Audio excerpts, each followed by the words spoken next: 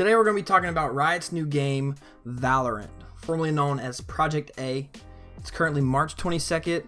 I'm way late making this video. Pretty much all this info is out there, but we're going to give a quick breakdown of everything we know so far. Hopefully this video will last more than a week, considering the beta will be out anytime now, but let's get right into it. First, let's just kind of cover what is Valorant. Valorant is a 5v5 competitive FPS. PC only as far as we know. We have no info on if it's coming to console, but it's set in the near future, centered around characters and their abilities. As you can see in the gameplay, it is a CSGO style search and destroy. Rather than planting the bomb, you will plant the spike. The plant and defuse time will be 7.5 seconds, with the detonation timer being 45 seconds. It'll be best of 24 rounds, and right now this is the only game mode coming at launch, but the devs say that they are open to exploring new modes post-launch.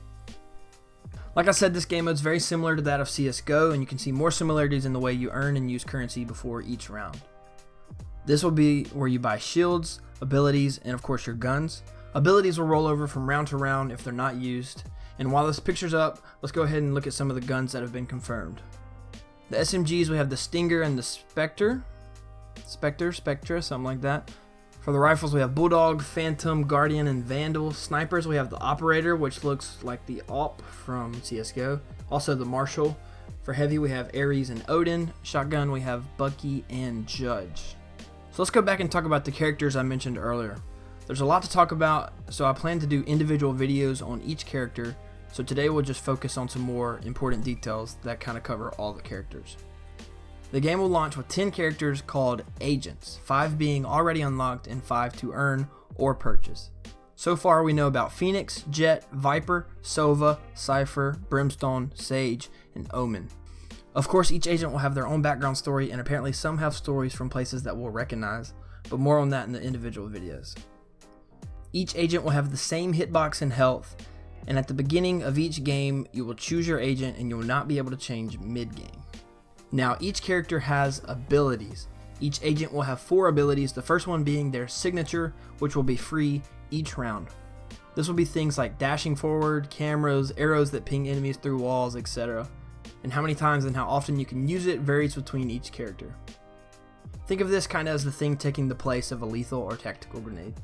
Next, each agent will have 2 abilities available for purchase at the beginning of the round.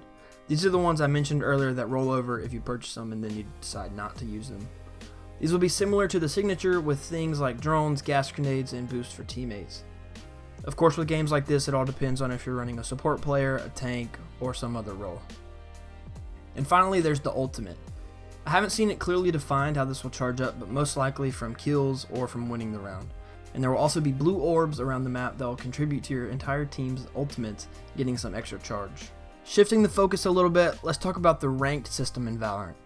We're dealing with Riot Games here, so I don't think we'll have anything to worry about when it comes to this topic, but most likely it's going to be very similar to League of Legends. It is possible we will see year-long seasons divided into 3 splits like League, and also probably see things such as league points, tiers, divisions, and all that good stuff. Now for a few miscellaneous things, let's talk about server quality. Not gonna lie, a lot of this does not make sense to me, but it sounds really good. People say it's really good, so it must be pretty good. Valorant will have 128 tick servers.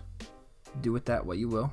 70% of players will have a stable 35 millisecond latency, and supposedly even if someone is lagging, it will get smoothed out to 120 frames per second so they aren't just glitching all over your screen. Because of this information that doesn't make much sense to me, apparently peeker's advantage will be reduced. And if you had to Google that, like I did, peeker's advantage is the idea that the player that makes the first move and peeks around a corner has a split-second advantage.